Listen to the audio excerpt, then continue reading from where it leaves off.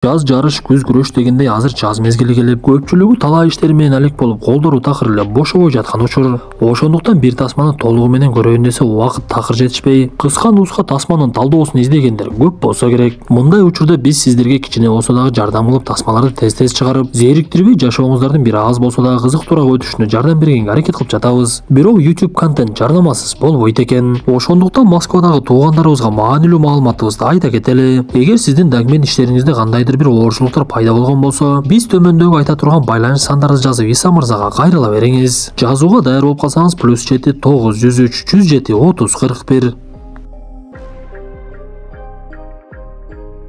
Тасманын башында биз Каарлар үйүндө жашаган Дюк деген аксакалды көрөбүз. Ал жашоонун кереметтигин сезип, колуна китебин алып, дарысын ичип алып бир жака жөнөп кетет. Бул убакта ошол эле Каарлар үйүнүн башка бөлмөсүндө Элли деген аял турган. Анда Дюк ошол Эллиге келип, сен дагы бир жолу укканга даярсыңбы десе, Элли Дюкту тааныбай, ал жердеги мээрбан айым бул сиздин таанышыңыз болот деп Эллини Дюкка кошуп берет. Көрсө Элли каарып ооруга чалдыккандыктан көп нерсесин унутуп кала берет экен. Анда Дюк аны олтургузуп китебин ачып окуяны башынан окуй баштайт. 1940-жылдын жай айлары. Ной өзүнүн жакын досу Фин менен ынтымак паркында эс алып жүрүшкөн. Бир кезде Финдин сүйгөн кызы Саранын жанында бейтааныш Элли деген кыз жүргөн болчу. Аны көрүп калган Нойдун Эллиге дароо эле көзү түшүп, ал башка балдар менен жүргөнүнө карабай эле таанышканга аракет кыла баштайт. Анда Элли ага такыр көңүл бурбай койсо деле анын артынан калбай, каруселге чыгып алса каарманыбыз анын артынан чыгып алып каруселге асылып, эгер сен мен менен жолугушууга келбесең, мен бул жерден түшүп кетем деп коркута баштайт. Анда Элли Нойдун бул кылыгына аябай жини келип, бирок анын түшүп кетүүсүнөн коркуп, макул мен сен менен жолугам деп убадасын берет. Бул нерсеге күбө болуп турган Эллинин жанында отурган бала эч нерсени түшүнбөй эле самын жеген иттей болуп калып кетет. Эртеси күнү кечинде каарманыбыз досу менен тасма көргөнү кинотеатрга келсе, Финдин сүйгөн кызы Сара Эллини дагы ала келиптир. Ошентип алар тасма көргөнү кирип, эки каарманыбыз жаңы таанышкандыктан бири-биринен уялып олтурушса, жанындагылар тасма көрбөй эле өлүп тирилип атышты. Бир кезде тасма аякта Фин менен Сара унаа менен кетишсе,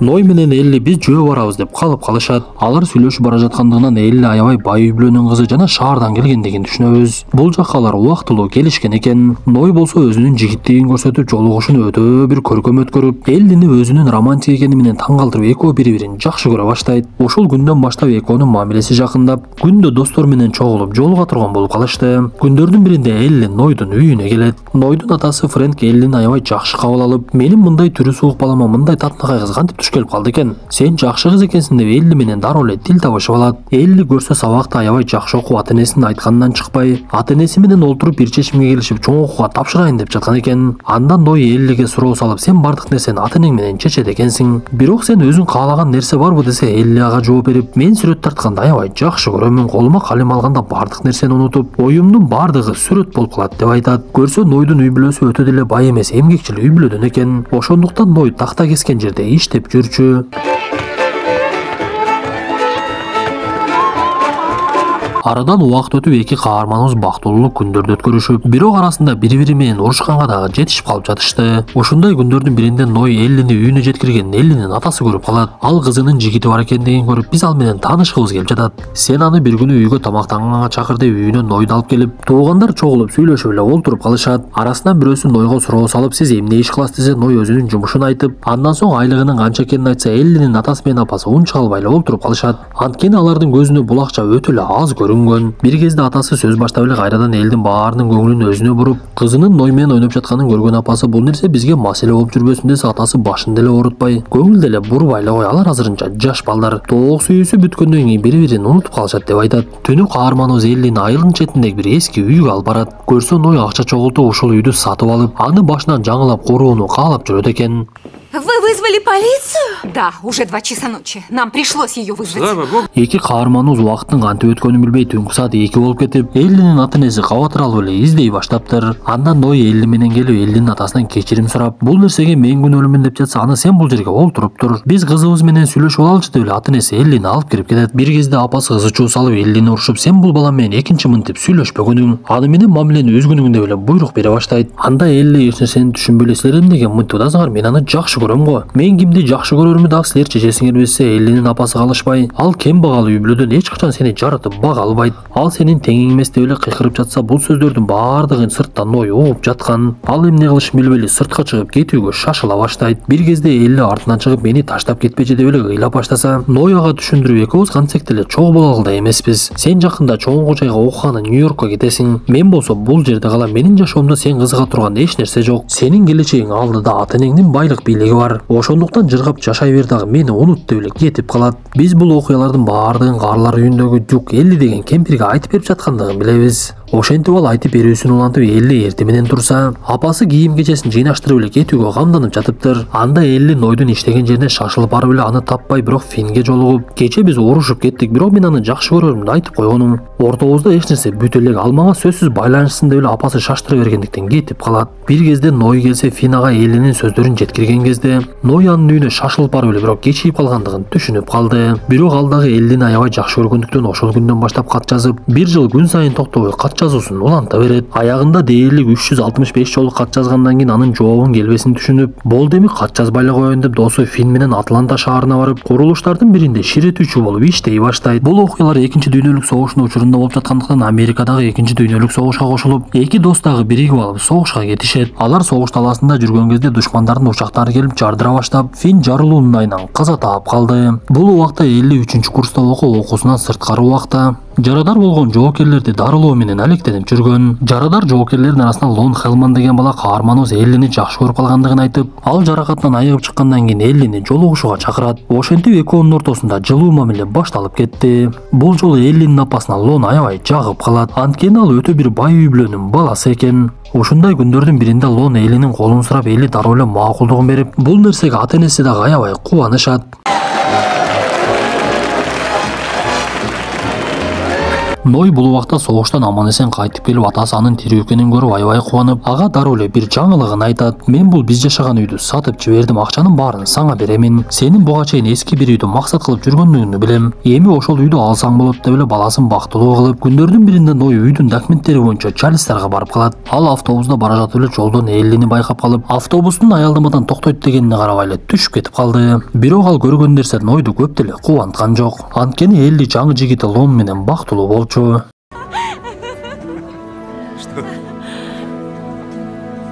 Бирок Элли Нойдун эсинен такыр эле кетпей, ал үйдү жаңылаганча Эллини ардай эместеп, эмнегедир үйдү бүтсөм Элли келет деген эле ой келе берет. Биз бул убакта кайрадан каарлар үйүнө өтүп, Дюк Эллиге китеп окуганча түшкү тамактанып жаткандыгын көрөбүз. Анда Дюктун окуп жаткан нерсеси Эллиге аябай кызыктуу болуп, окуяны улантуусун суранат. Биз кайрадан окуяга өтүп, күндөрдүн биринде каарманыбыздын атасы каза болуп, ал үйдү жаңылоо ишин токтотпой эле уланта берет. Ошентип үй бүткөндөн кийин ал гезиттен кабарчыларды чакырып, өзү үйдүн алдында туруп сүрөткө түшүп, аны сатууну чечип жарыя берет. Бирок эмнегедир ар кандай картарлар келип, алар ар сумманы сунуштап, айтылган акчадан көп беребиз десе дагы Ной эмнегедир саткысы келбей коет. Бул күндөрү Эллинин турмушка чыгуусу жакындап, ал өзүнө көйнөк тандап жатып, гезиттердин биринен Нойдун жарыясын көрүп калды. Ошондон кийин анын ою такыр эле тынчтанбай Лондун жанына келип, мен бир иштеримди бүтүрүп келгеним, бир жака барып келишим керек болуп жатат. Бирок сен эч кабатыр алба, мен бат эле барып келем. Мени күтүп тур деп эле Нойго жолукканы кетти. Ошентип эки каарманыбыз бири-бирин көп жылдардан бери бетме-бет көрүшөт. Анда Элли мен бул жака эмнеге келип алдым деп өзүнүн кылган ишине түшүнбөй, кайрадан унаасын айдап кетейин деп жатып эле аны деле башкара албай калды окшойт. Окуяны угуп жаткан каарлар үйүндөгү аял, мен бул окуяны мурда уккандай болуп жатам. Бир нерсе эсиме түшкөндөй болуп жатат деп айтат. Көрсө бул аял оорусунун айынан кээ бир нерселерди унутуп калып жаткандыктан, Дюк ага жардам берүүнү каалап кайра-кайра ушул окуяны окуп берет экен. Анткени дарыгерлер Эллинин унутчаактыгы дарыланбайт дегендиктен, Дюк демек башкача жолун колдонуп көрөйүн дептир. Эки каарманыбыз үйүнө кирип сүйлөшүп олтуруп, Элли Нойго мен жакында турмушка чыкканы жатам. Ал баланын аты Лон, мен аны аябай жакшы көрөм деп айтса, каарманыбыз ага жооп берип, мен сен үчүн аябай кубанычтамын, демек экөөбүз дос бойдон кала беребиз деп айтат. Андан соң экөө тамактанышып, кечинде Ной Эллини узатып жатып, эгер мүмкүнчүлүгүң болсо эртең дагы келип кет, мен сага бир жерди көрсөтөм десе, Элли макулдугун берди. Биз бул убакта кайрадан эле каарлар үйүнө кайтып, Элли менен Дюкту көрөбүз. Бир кезде ал жерге Дюктан кабар алганы балдары келет. Көрсө бул Элли Дюктун аялы экен. Келген балдар болсо экөөнүн балдары болот. Апасы оорусунун айынан эчтекени эстей албай алгандыктан аны каарлар үйүнө беришип, Атасын алып кетейин десе, Дюк ал нерседен баш тартып, мен апаңардын жанынан кетпеймин деп коюптур. Ошентип эртеси Элли кайрадан Нойдун жанына келип, Ной экөө кайык менен сүзүп өрдөктөр аябай көп жайгашкан көлгө барышат. Сыягы биздин кээ бир саясатчылар Кыргызстанда аябай өнүктүрүмдө учурган өрдөктөр ушул жакта окшойт. Анткени алар көлгө батпай сан аябай көп экен. Биргеликте убакыт өткөрүп жаткан эки каарманыбыздын ортосунда мурдагы сезимдери жанып, бир кезде жамгыр жаап баштап эле жээкке шашылып жөнөштү.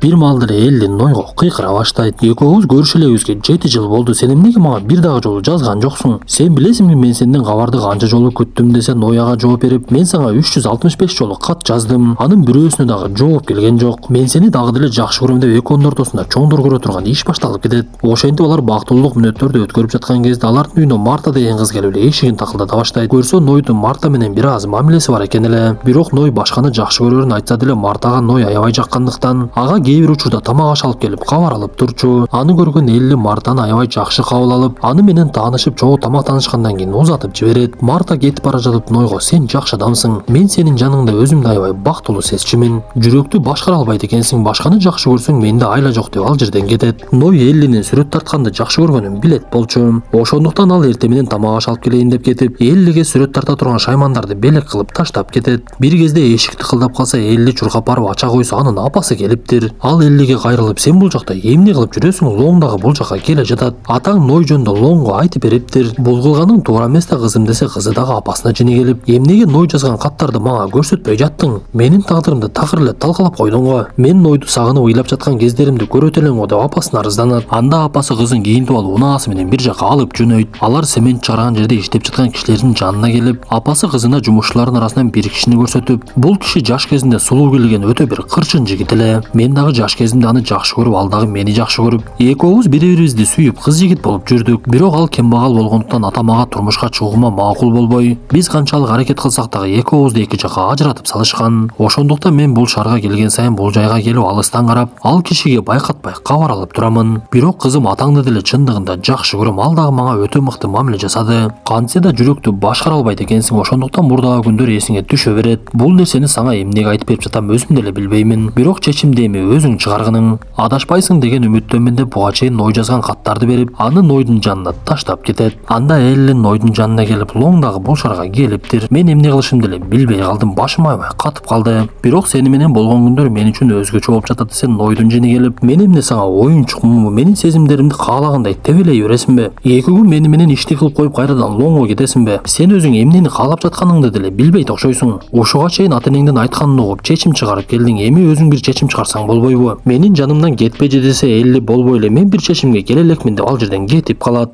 В далеком будущем мы все-таки встретимся. Я улыбнусь тебе.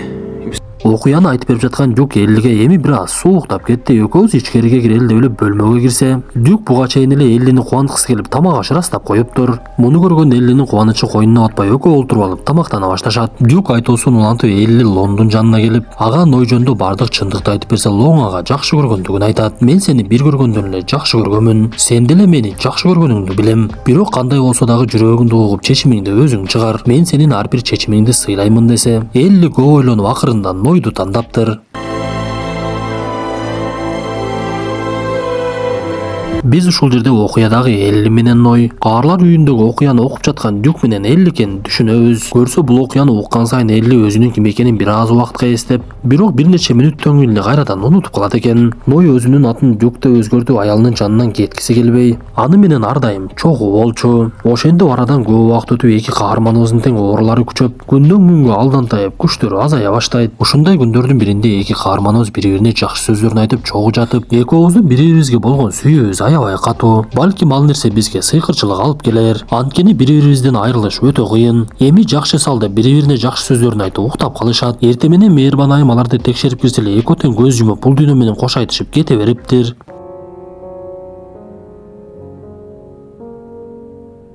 Достор, бул тасма менен айтайын деген нерсебиз нике деген бул кайып нерсе. Ошондуктан жараткан жарыбызга жолуктургучаңды эч ким менен сүйлөшпөй эле коелу. Анткени үйлөнгүчөңдү же болбосо турмушка чыккычаңды бирөө менен сүйлөшүп, бирок өмүрлүк жарың башка бирөө болуп калса эски күндөрүң эсиңе түшүп, ак никедеги бактылуулук күндөрдү сезбей деле калышың мүмкүн. Андыктан достор, кийинки тасмадан жолугушканча ден соолукту жакшы карап, жакшы балдар жакшы кыздар үчүн, жакшы кыздар жакшы балдар үчүн деген хадисти эстей жүрөлү.